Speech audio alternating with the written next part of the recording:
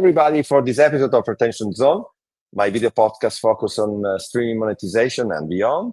I'm happy to have with me tonight, for me, Jeffrey Gilbert, who is based, I think, somewhere in the middle of the US or more East Coast or West Coast. Hi, Jeffrey. Hi, how are you? Thanks for the introduction. I'm really based in Chicago, so about 2/3 of the way towards the East Coast, 1/3 of the way towards the West Coast is where I am. It's not far from the Mississippi. How about that? A few hours away. So I know you have quite an history in our in our industry. So I'll let you introduce yourself. So thank you. So right now I run a consulting organization, mostly myself, but I get together with some different folks on a project by project basis, typically towards the marketing side of streaming and content. So positioning, which I think people are missing a lot of. So I think positioning is really important. And then go-to-market strategies is really where my focus is. I've got a deep background in sales. So a lot of these people, if they've gotten 1 and 2 correct, they may not be actually selling it correctly. They may have guys that are just sort of, or people that are just sort of not doing what's necessary. So sometimes I'll do engagements that will help get the sales team either trained or adjust the sales team. If they have the wrong people, you got to get the right people out there selling that understand the industry and know how to do it. But my background has been in a variety. I was at Disney for a while, so I've got some media background. I've been at a variety of different content delivery networks, telecom networks as well. I was at Level 3 back in the day, which is now Lumen. Yeah. I worked for Verizon, so those are 2 big customers of each other. And so I've got a really broad background, and I've played a variety of different roles in those places. So I try and use that now to help those companies learn what I've learned over my long years of doing this. Yeah. So if you want the first question I always ask is, you have an observation point, which is, I think, quite interesting. I can imagine it's mostly US-based, but everything is global now. So what's your quick take on the state of the streaming media/streaming industry? And, I have a special passion for sport because, that's where I know you do. You do. Absolutely. So, and sport looks way different in Europe, shall we say, than the US. There's no question about it. Both the way, like what's watched as well as how it's watched. I think those are significantly different. But, my short answer of what's the state of the streaming industry is just simply chaos. Is the short answer. And, I say that it's kind of tongue in cheek, but if you go down it, I mean, throughout the industry, we've got a complete uproar. I mean, from the production side, AI is just scaring the heck out of the writers. It's scaring the heck out of the actors. It's good for business from the studios because they could potentially get a lot of benefit with limited costs. So that on the production side, that's a dramatic change. And I think there are a lot of production tools that are out there that are putting even just the day-to-day digital audio workstations and video editing and all of those kinds of things. AI can really help out and reduce the workloads there. So that is a dramatic change that's happening. In the media processing side, it used to be there's 3,500 cable companies in the US, each encoding 300 channels of content. Well, now everything's being centralized. So the media processing side, that industry is just being hammered. I was at Harmonic until recently, and they're year over year, they're seeing declines. They're sort of the big fish in a pond that keeps getting smaller. They're doing as best as they can, but I think it's headwinds there. In the distribution side, I've been writing a lot about this. I was the one out there that was predicting these CDNs would start to fold. People were saying, hold my beer, that's not going to happen. And then, in the last couple of years, we've seen StackPath. We saw Lumen shut down their CDN, the old Level 3 CDN, which I used to sell, so I have a passion for that one. And then Edgio, which in part was the VDMS CDN, the Verizon CDN that I used to sell. So it seems that every CDN I sell ends up ultimately going out of business. Although it takes some years after I leave. Yeah, Akamai is still standing. Just talked to some friends. They are, but I'm convinced that they're losing money on content distribution. They say they're not, but I think it's really a cost accounting exercise. Like if you put all your costs on the security side of the business, then your delivery side can look good. And there's nothing improper about it, but I just think that it's not entirely true what they're saying. I mean, like from an official accounting point of view, they're not doing anything wrong. I don't want to accuse anybody of that. Yeah, But I think absolutely. in reality, they're not really making any money there. You got the ISPs, there's trouble there in that side of the delivery. You've got the fixed wireless access is really chewing up, is taking market share from the large cable companies. You've seen them month over or quarter over quarter starting to drop subscribers in broadband. Live sports, as you're talking about it, the fees being paid for live sports are just out of control. These dollar values are huge, and I think it's because it's the only thing that keeps monthly subscribers coming back. On that we agree. So that live sport, with all the changes in the user habits in terms of consuming content, it still makes sense. Right. So, I mean, look, I could go on and on. There's regulatory challenges, there's political challenges. Everyone knows that in the US, we've got just a great deal of uncertainty. Whatever your opinion is, I think objectively you have to say it's really uncertain. We just don't know. The guy in charge right now changes his mind or makes decisions and just on his own, and so that's just a risk factor for everyone. I think everyone's just saying, look, we don't know what the state of it's going to be. We even have the courts now stepping in. The whole venue Fubo thing became something that was decided by a single judge with no background in media and entertainment at all. And so I would say sort of all parts of the stack are really uncertain at this point and undergoing massive change. So that's where I come to the conclusion that the streaming world is really in chaos right now. So, but long answer to a short question. No, it's very good. It's not maybe Netflix the good news. It's good news. I mean, at least in their perspective, or for them, in some way, they figure out how to weather the storm. I think you use something like that, right? Or not? So, look, you cannot argue with Netflix position in the market. They got almost 10% of all view time, at least domestically in the US. They brought on, they had a huge quarter. They brought on 19 million subscribers. Yeah, exactly. They verbally said clearly to an answer that the sporting element of it, of whether it was the football, American football on Christmas Day, or the Tyson, if that was really a fight, you can call it a fight. Yeah. The wrestling, I guess, or whatever it was, and in Squid Game, they said that was actually a minority of their growth. A lot of people were saying, "Oh, they're doing live sports, and that's causing them to grow." They denied that very clearly and objectively. So, I think they're just finding a way to keep people interested. They're publishing a significant amount of content. They're spending more money than anybody else annually on new. They raising prices, which if you can raise price and both in they've got B2B or power. B2C, it's a good. I mean, it means you're delivering value. So Netflix has pricing power beyond anybody else, and that's a demonstration of market power right there. They're able to raise prices. I think most of their subscriber growth recently has been the prohibition on sharing of passwords.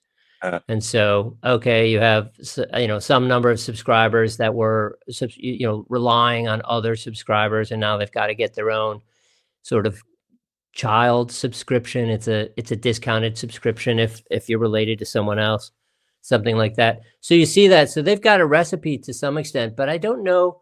They've not cracked the advertising side of it. I mean, their growth, while on a percentage basis, is really good. I think that their ad subscribers are very, very small when it comes to it. But most people, if you're going to do streaming, Netflix is the first thing you get, and then you can layer on either Disney or Paramount or Max or some combination thereof. So they're in a really, really good position, and the market has rewarded them. Their stock is just through the roof right now. So kudos to them. But I think they've recognized, gaming, they sort of weren't able to do it. They're trying to break into sports. They had a big thing with the Tyson fight. I think that was, in my view, a failure. They got people to come and check it out, but the streaming quality was terrible. And I've personally asked like 50 people, and 3 or 4 of them had a good quality experience. Everybody else had a bad experience. I'm convinced that 40% or more of their viewers were people like me who brought it up on a second screen because the first screen was failing.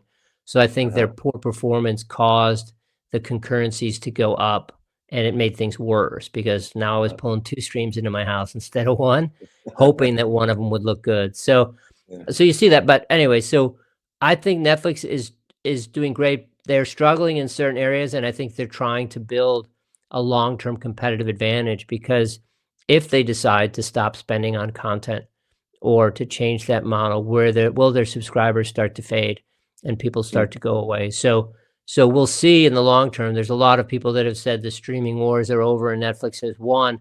I think it's too early for that. They clearly have a market-leading position, but even with that, they have, a smaller amount of view hours than YouTube does. Yeah, exactly. And so, and that is another sort of trend. Like, is YouTube really TV? Is, I think, a point that's worth arguing. They have over 14 billion assets, so they've got 99.999% of all of the media assets out there, and they only have 11% of the view hours. So, from an efficiency point of view, YouTube's on the bottom because they got way too much content for the view hours that they have. So it depends on how you look at it, but Netflix is in a really strong position. Yeah, But the I don't think problem, the man. game's over. Go ahead. I don't want to open a huge discussion now. It's the problem is how you define TV. Yeah, I think maybe now if it's TikTok, Instagram, who cares? I'm consuming whatever. I'm experiencing content. So maybe that's the problem in defining, because it's difficult not to consider the other, whatever you want to call it, platform, part of the same.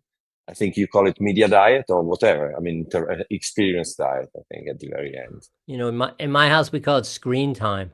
I have a daughter, and how much screen time does she get? Same here. Yeah, exactly. And so so the question is, gaming is like online gaming. It's really close to TV at this point. You're watching media, you're watching video. And so it's certainly screen time, but most people don't consider it television. But it is somewhat of an artificial distinction that, I don't know, but people are spending incredible amounts of hours sitting in front of a screen, consumed by that. So if you want, then you already touched upon it a bit. What about the way everybody is monetizing streaming these days? I think we had the hybrid model. What was it? 2022, 2022. I started to be a discussion when Netflix went a bit down and they injected ads, etc. Then Prime Video 1 year later did similar, and also subscription. So this video podcast is trying to investigate what's going on in terms of monetizing, which is clearly, crucial in this moment where streaming is not only something you do on top on everything else, it's becoming the thing where you make money. Otherwise, you go bankrupt sometimes, or you're sold. I don't know how you define that. Well, look, I think it's definitely an interesting trend. There was certainly the initial few years of streaming was, I've got to get subscribers. It was a bit of a land grab, recognizing that it's harder to take a subscriber from someone else than to get an original subscriber. So it was a grow big fast model that everybody was choosing. There was heavily discounted fees, which the industry is now struggling to recover from. They were operating clearly underwater. You were getting access. You were getting $2 billion worth of content for every dollar that you spend a month. It was an incredible value proposition. I think it's dropped back to about $1 billion of content for every dollar that you spend. It's still an incredible, incredible value that people get.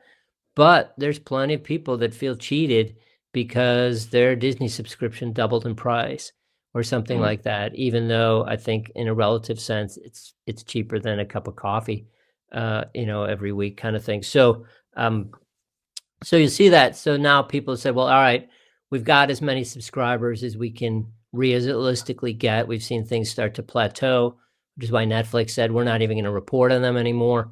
And so then they said, well, now let's move away from how many subscribers we have to how many hours we can get them to watch, and switch over to an ad model. Ads or advertisers pay for eyeballs and attention. And so to the extent that they can get that. So they've thrown a discount in there. I wrote about that recently, that you can look at it as, oh, is this a discount, or am I effectively getting paid to watch ads? And is that a good economic decision for me? Typically, it's $5 or $6 discount that you get for the ad model versus the non-ad model.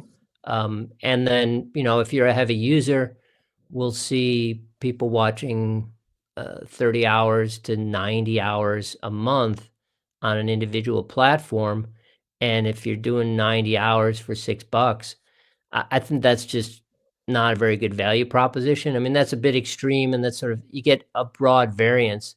There are some people that only do it in a small amount. So I think if you're an occasional user, then the ad model might make sense. If you're a heavy user, then you're watching a whole lot of ads to save a small amount of money. And so, but look, everyone's got their own decision matrix that they use. So I've seen that transition significantly happen. You see, there's lots and lots of ad buyers. It's sort of, the phone industry, it's sort of simplistic, but you see it breaking up, I think, where the iPhones versus Android.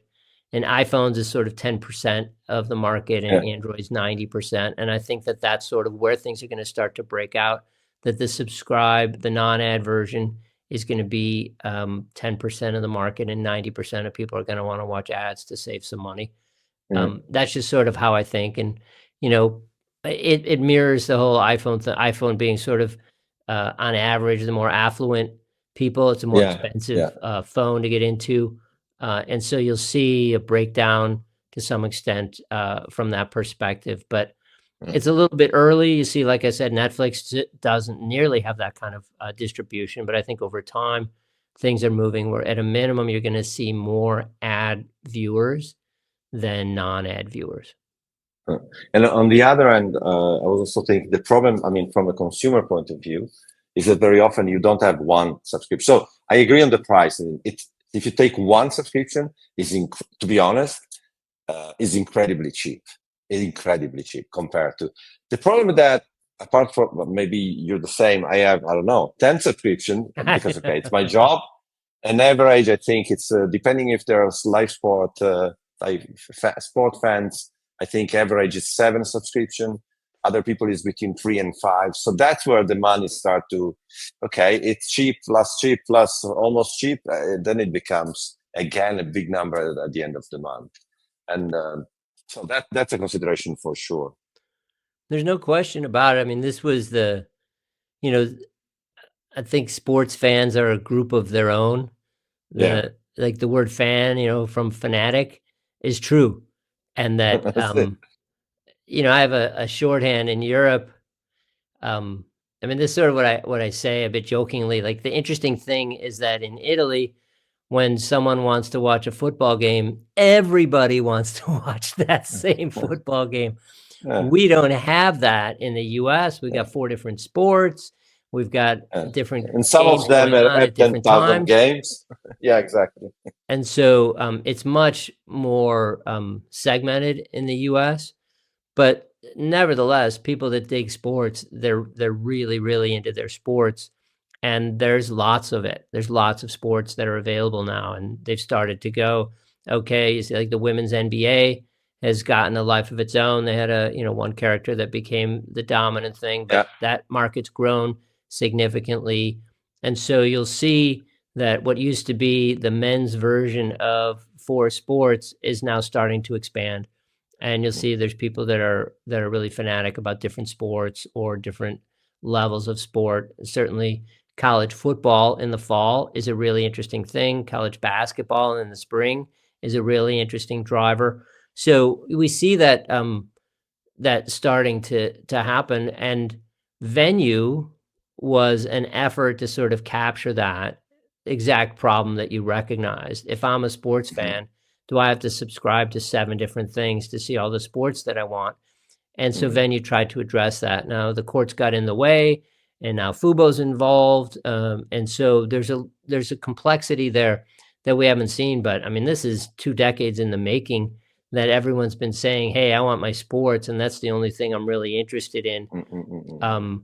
And why should I have to pay for Lifetime TV or something like that? The cable subscriber said, "I'd rather just subscribe to my 13 channels that I watch on a regular basis, and you can keep the other 283 for yourself." But so that's a really interesting challenge. That how do I get all of this content?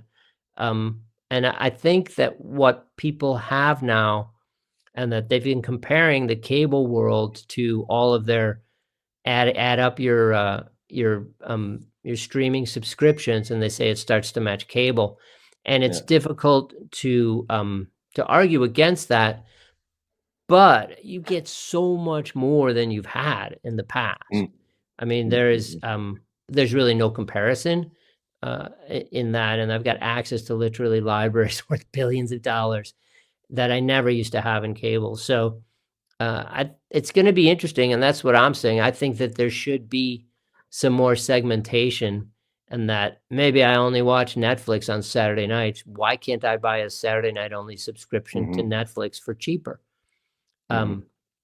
Or can I buy 10 hours of Netflix a month? Or something like that. There's any number of different models that can work to try and mitigate the problem that you've recognized. That in order for me to see the stuff I want to see, I got to subscribe to everything. Funny enough, that so one, you're basically saying, okay, there is the ad-based model, there is the which is also part of the subscription model, but there are a lot of other creative ways to create offerings that make sense for a specific population. I did I don't remember what was the name of it, but something with Marion Rachet, where we were like 4 or 5 people proposing a pricing model for a service, and in sport. And I remember that I came up with, I didn't have a very smart idea, so I came up with something super simple, which was you can buy 1 match, 3 match, 5, depending on which sport, 5 match or 7 match a month.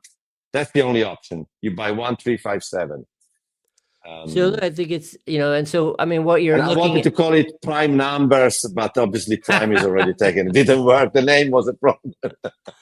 That's a different thing that's what Amazon Prime was looking for, right? But look, I think that you're right. So it's the sort of a quantity model, right? And that I want to buy just a limited quantity. I don't want to, there's a thing in the US called like a Chinese buffet, and there's some Chinese restaurants, and there's the buffet, get as much or as little as you want, pick what you want. And that seems to be the model that everyone has. And now they've implemented a second version, which is you can do that for a little bit less if you're willing to watch some ads.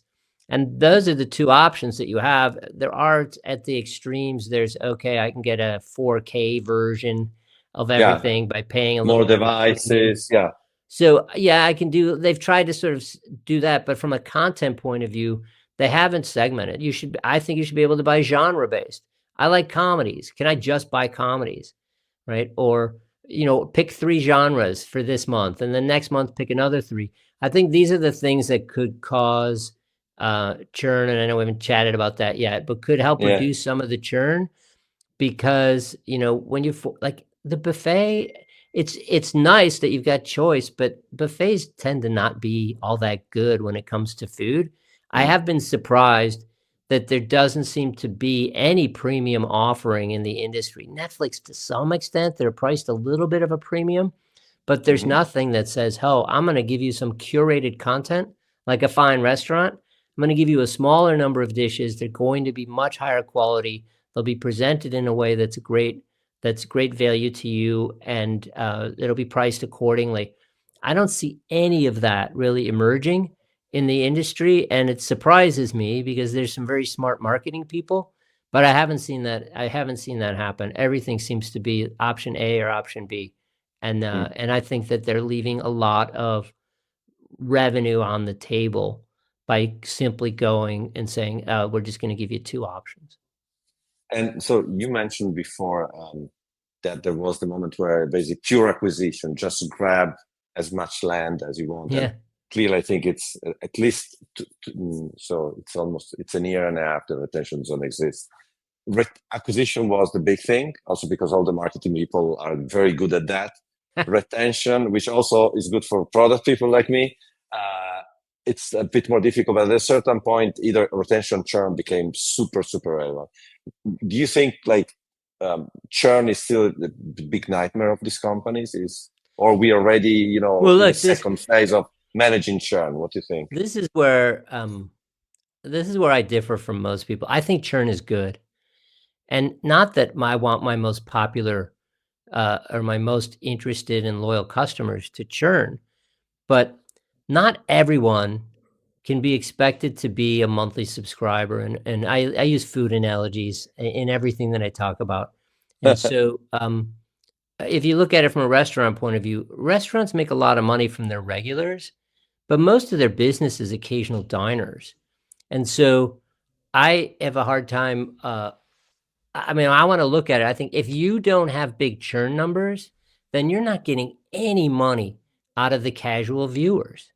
You ought to be able to say, oh, okay, there's a set of viewers that only watches in the wintertime because they're spending more time at home and they're very active and they're outside. And so that's an opportunity that you could maybe get 3 months of a subscriber and then not the rest of the year. And that's a great subscriber. Don't lament the fact that they don't watch you for 9 months. Be excited about the fact that they do watch you for 3.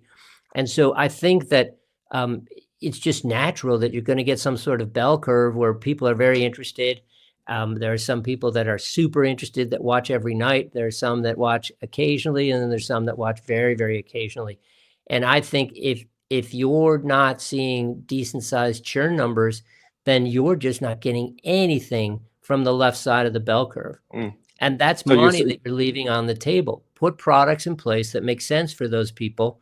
Here's a 3-month subscription that you could take advantage of, or a genre-based thing, or those kinds of things. They do that and make sure you have something on the table for everyone. I think there are plenty of people that would watch Netflix if they didn't have to spend 17, 18 bucks a month.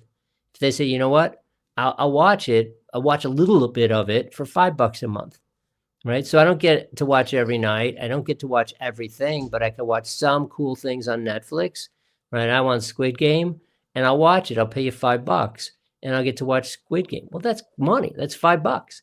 Take that money, let them watch Squid Game. It's no cost to you. You've got all the computer systems. You've got all the data as to how much people are doing. So you could manage the subscriber side of that in a much more sophisticated way. The entitlement side of it is just really been untapped in my view. Hey, so it's a good perspective. So it like embrace churn because that's the extra you get. Obviously, you need to focus not to lose the one that are with you and will stay with you.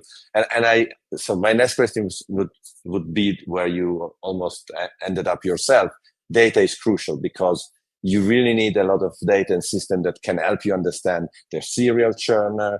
The more you understand the behavior, the more you can acquire those casual, but reacquire, win back, whatever you call it. So it's like keep them in the family, even when they're not watching or not even pay, but they will come back and discover where the new ones are. So it's a different game. So you really need sophisticated systems. Exactly. Give people a pause button so they don't have to unsubscribe. Just pause my subscription and I stay with you. And then it's very easy for me to resubscribe by just simply unpause me or those kinds of things. But yeah, you could give your casual viewers, say, you know what, if you're not a big viewer, pay by the hour.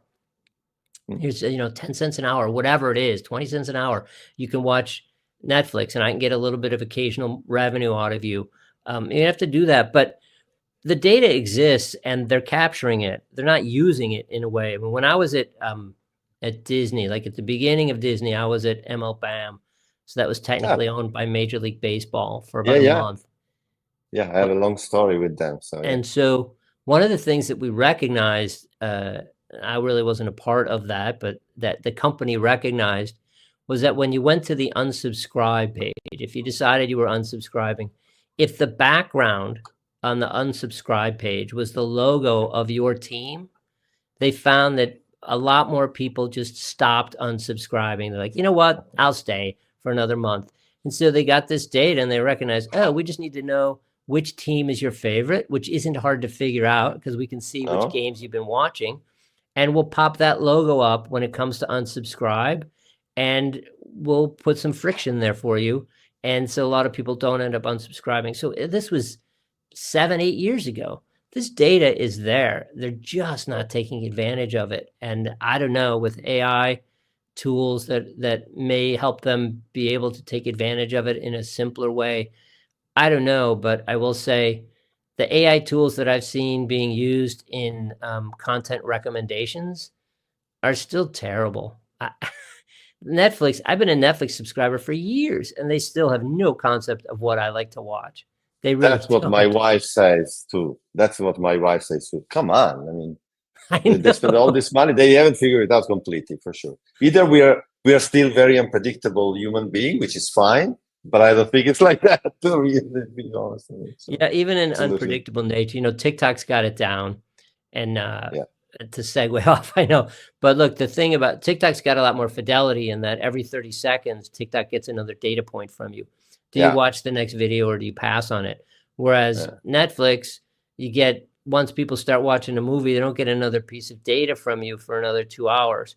And so they just don't have as much data on a day-to-day basis. But I haven't seen it converging. I haven't seen any of the services converge and be good at all at predicting what it is that I'm interested in. My wife and I typically don't watch the shoot 'em up kind of movies.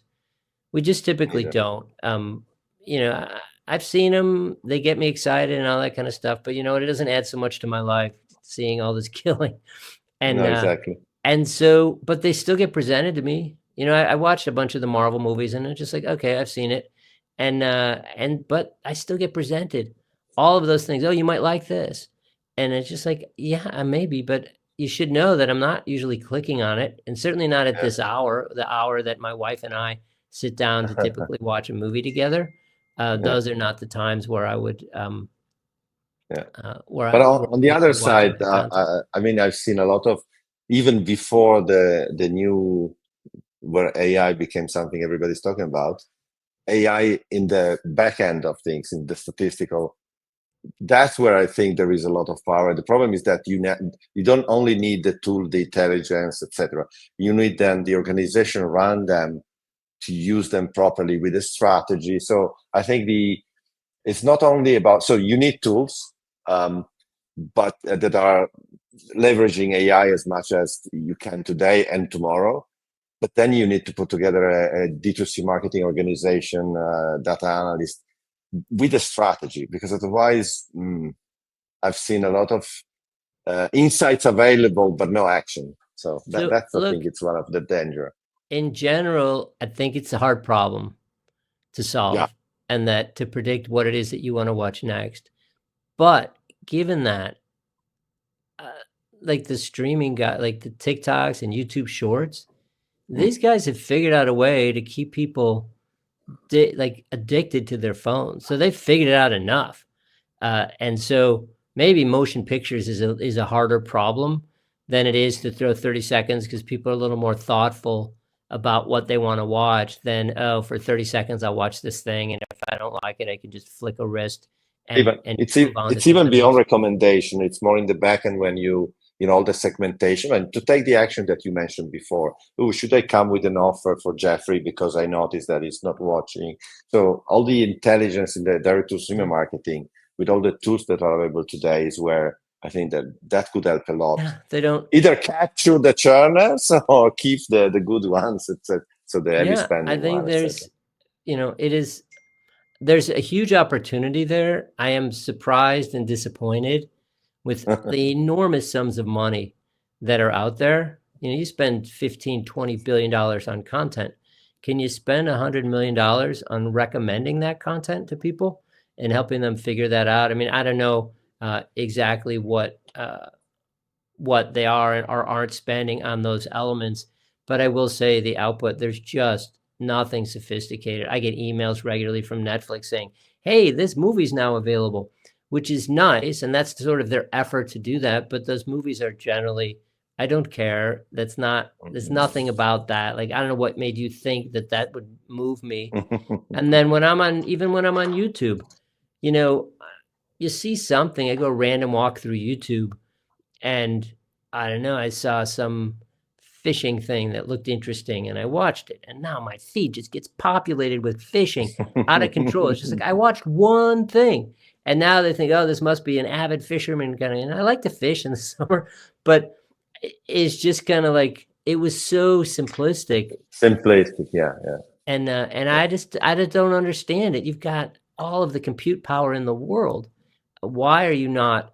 You must know much more about me than you're letting on. So the last thing I want to talk about is something that I realized as a consumer, but I'm also researching and reading and hopefully writing something about it recently, soon. I have a lot of subscription beyond streaming. So I have a lot of streaming subscription, but I just realized there's nothing in Italy where I can just use a tool to understand it from my different bills, layers of way I pay things.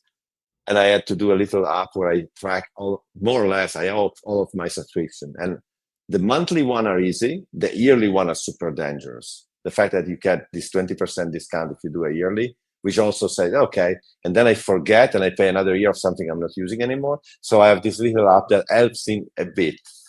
And especially with the latest AI tools, I have whatever, 12 to 15 subscription. I think the subscription economy is still very alive and is dragging my account a lot. On the other hand, I've seen I think 100% of the new AI tools are using Stripe. And then they have different ways of accounting for your level of subscription. So I'm trying to understand what's going on there. So as you said, very simple in streaming. They're not very creative. I think there is a lot of creativity in AI tools in terms of subscription, but then they use Stripe, which is maybe a fantastic company, but doesn't seem to have some subscription sophistication. Maybe because it's early and they're focusing on. There's certainly there's a million apps out there, and it's hard to know. I've certainly heard about apps being out there that will help you subscribe and help you optimize. And they're like, oh, okay, so you want to subscribe for just a month, wait for the new season of whatever it is that you want to watch, and it'll automatically subscribe you and ping you. So there are those tools. One strategy I use when I do the annual subscriptions is the moment I subscribe for a year, I unsubscribe right away. And then, believe me, they remind me that my subscription, they remind me when my subscription's about to run out, but they often don't remind you when your subscription's about to renew. So I automatically unsubscribe. They'll give me an opportunity to fix that right before I exit. So that's a tool that I typically use. It's harder on a monthly basis because then you're subscribing, unsubscribing. It's a pain. I've certainly spent a lot of money that I wish I hadn't, because exactly what you're saying, like, oh man, I resubscribed just because I had forgotten. So I try and put ticklers in my calendar and that kind of thing. I think you're right. It's a problem, and that it would be nice to have a centralized place. Apple allows you to do that. Provided you subscribe through your iPhone or whatever it is. The challenge with that is when the media companies come up with their annual promotions, often around the holidays, they exclude people that are subscribing through Apple. So you don't get the benefit of it. And I understand, because they're paying 30% to Apple. And so then they give you an extra discount. But that's caused me, that's some friction for me, in that it's certainly convenient for me to go into my subscription and just unsubscribe or resubscribe on my phone, but without having to remember a password. That's definitely really, really convenient. But I found that I'm missing out on and 40%. I think the trend is to have more and more web-based subscription and payments to avoid the app stores. I think more and more are going there. Yeah. But look, when it comes to payments, people say, oh, everyone wants one bill. Well, I bill to my credit card, so I pay one bill for the most part.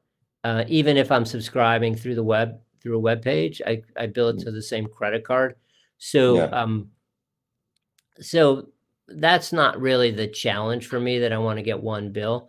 But you are right in that there are sneaky bills that, like, they haven't said anything. I haven't used it in months, and it just keeps getting billed. It's like if you go for a gap with your gym, right? A workout gym, and then like they're billing you monthly, and I haven't been to the gym in a couple of months, but they took my money. And so yeah, I think that's a challenge that you're right, from a consumer point of view. Uh, we often are spending a lot of money on stuff that we're not using. I think the subscription, and maybe it's for people like us that are involved in the business, but maybe subscription in general. I don't think it has the attention, both from, I would say, the industry. I've seen there are in the US specific subscription events, but not in Europe. I wouldn't know a lot of that in Europe in general, not only streaming, but also on the consumer side. When I talk to this issue of having too many subscriptions with people around me, they all go, but it's not a problem. I think, I don't know. And I'm not saying we need an aggregator, but more, I think, not because I'm retention zone, but subscription in general is, we need to understand it more, both from the B2B point of view and from the direct to consumer point of view. And you see so as part of the ad model, you see that when you go to an ad model, it's about attention and reach. And so as they've pivoted to the ad model, these media companies have started to make partnership deals with wireless carriers, with cable companies. So, you automatically get Disney Plus for free. The ad version, of course, is the one that you get for free. And so now they've got all these extra subscribers, many of whom don't watch much or anything at all, but they're not a problem because they're not paying any extra for it anyway. They're sort of coming with their subscription for free. So you'll find, but I've noticed then that I end up with overlaps. So, I'm entitled to a Disney Plus free subscription with some other service that I'm doing, but I'm already subscribing to Disney Plus on my own.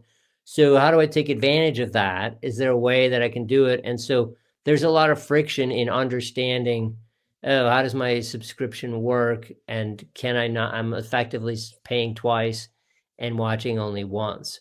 And so I think that's a bit of a challenge. But over time, one way or another, I've got them all, right? At least in the US ones, I've got them all. And I'll admit that I share subscription a little bit with my dad. But when it comes down to it, I look at it and I've got pretty much almost all of them. But I hate ads, and so the ad version, like that Peacock was doing it like $2 a year, some ridiculously low fee for Peacock with ads. And while I watched it plenty for the Olympics and for the different kinds of things that I want, just on a regular basis, having ad-based television, it just doesn't work for me. So we started from a chaotic view of the industry to a chaotic user experience in terms of no, and that's one of the elements. I came up with 13 elements that I think are chaos, right? And that, one of them is like, what is TV? We talked about that briefly. What is TV right now? It's not clear. And when I watch, cats skateboarding on YouTube because I need a 5-minute break at work, is that TV that I'm watching? I look at it because I feel almost, maybe this is too extreme, I feel a little dirty when I watch YouTube. I feel like I just wasted time, right? And when I watch Netflix, I feel like I've spent time instead of wasted it. Now, maybe I didn't like the movie or whatever it is, but I made an investment, an active investment. I feel that YouTube is just like, I need a 5-minute break, and it turns into 15. And I was just like, I just wasted a bunch of time that I didn't want to waste. So there's something different. There's a different quality about my viewing on a platform like that than there is about my viewing on something like Netflix. And I've even started to pay for YouTube Premium once again because I hate the ads. I do too. But to be honest, there's one thing that you said is I can relate to feeling guilty or understanding it's a Maybe lower guilty is a quality. better word than No, dirty. but to circle back, because I was really the beginning. I saw this industry before internet, so um, when linear TV started to have an alternative with digital streaming, I was super happy because I hated linear. So how passive was staying in front of a TV on a couch and just changing channel because you didn't know what to watch? That is as bad as TikTok to me. It's exactly the same passive, no brain, feeling guilty experience. To me, I didn't do it a lot. I didn't like it. And I saw people doing it and now complaining that the kids are using TikTok. It was the same thing. So That's a the really same interesting. That's a really no interesting point. engagement, no intelligent, feeling guilty thing, Yeah, which is also because fine. I mean, Punky Brewster's on next, right? And some ridiculous sitcom that's got no real value, not much comedy there, but it just happens to be on next. You know, I've yeah, always said that linear TV is a subset of VOD where you just have only 300 choices in any given moment. Whatever happens to be on at that moment when you're circling, that's your VOD choice because you get to pick from amongst those, as opposed to Netflix. I got what, 17,000 titles or whatever they have. And now, yeah. so at any given moment, I can choose from 1 to 17,000 versus linear TV. It's one of how many channels do I have? And it's a bad VOD version that is sort of how I've looked at linear TV for a long time. And then, you know, TiVo was the first to sort of break that up. So now I no longer have to do scheduled TV. Absolutely. Yeah, I can yeah. watch it on my own. But then TiVo started recording crazy stuff that had nothing to do with me. And it was just kind of interesting to see that. You know, there was an article in the Wall Street Journal many years ago. What is it? My TiVo thinks I'm gay kind of article, and that it was, I don't know, this guy's viewing patterns caused TiVo to believe that that was the kind of content he was interested in, and so they kept recording that content. So you see that that was sort of the beginning of predictive. I'm going to try and predict what you're interested in, Yeah. and I don't know that it's gotten much better. No, no, but so thank you for sharing. I saw a lot of things that really related, and yes, I'm curious to see either what you said. So it's a simplistic model of ad-based subscription. There are a lot more options for the streaming industry. And let's see also what comes from, you know, the new subscription models that come from AI tools or SaaS, if it still exists, et cetera, et cetera. I think And that's where maybe my curiosity is. maybe on the consumer side, the AI tools will help program for you and Yeah, say, you know, Apple TV is trying to do this. Sort of, they have a central thing that tries to capture all of the different all the different subscriber, uh, all the different media companies. And so here it is, and you click on it. It's one user interface. You click on it, and it takes you into your Amazon Prime app or whatever it is, where you can find the content that they're yeah, presenting to you. universal search, yes. But it may be that it'll be some tools that you get to own, and you get to tune them the way that you Mm, want. mm, mm, mm, And mm. then that becomes your primary interface for content and says, oh, okay, I can see such and such is available. Because right now, you know, when I sit down, my wife and I will watch some things in the evening. We're like, all right, which app do we want? Do I want to bring up the Paramount app? Do I want to because I don't want to go through 3 apps and search through their whole libraries. It's just too much time. So we pick an app for the night, and then we'll try and find something that's interesting on that app, unless there's some compelling story. And there are plenty of compelling. Every one of the services has had something that I found to be really, really interesting. Mm, mm, mm. And so I think it's the golden days of content. I mean, it's just great. I have more options. There's always something interesting that's available on one of the services that I have. My challenge is finding it, but Yeah. it's there now. Whereas I couldn't say that. It used to be I have 300 channels of cable, but nothing's on. I Love Lucy was still the best thing on TV, and now I don't think that's the case. There's just all Mm, mm. kinds of interesting content, and I think So it's great that people have great choices right now, like we've never had before. to sum it up, I have to say that Chicago to Reno, maybe because we have families, it's not very different. We have a lot of things in common. Let's consume. Yeah, well, it's a Va pleasure. bene. It's a pleasure spending an hour with you, or however long it's been. I know it's supposed to be 30 minutes, turned into an hour, but I've really enjoyed the conversation. You're a smart guy, and I appreciate what you're doing. I think this is a really good kind of service for people to see. Thank you, and I like someone that has an opinion when it makes sense. So I appreciate also your comments and reading what you write. So I usually have more than one opinion on every subject. I can argue both sides. Va bene. Thank you, Jeffrey. Thank you so much. Bye. Cheers.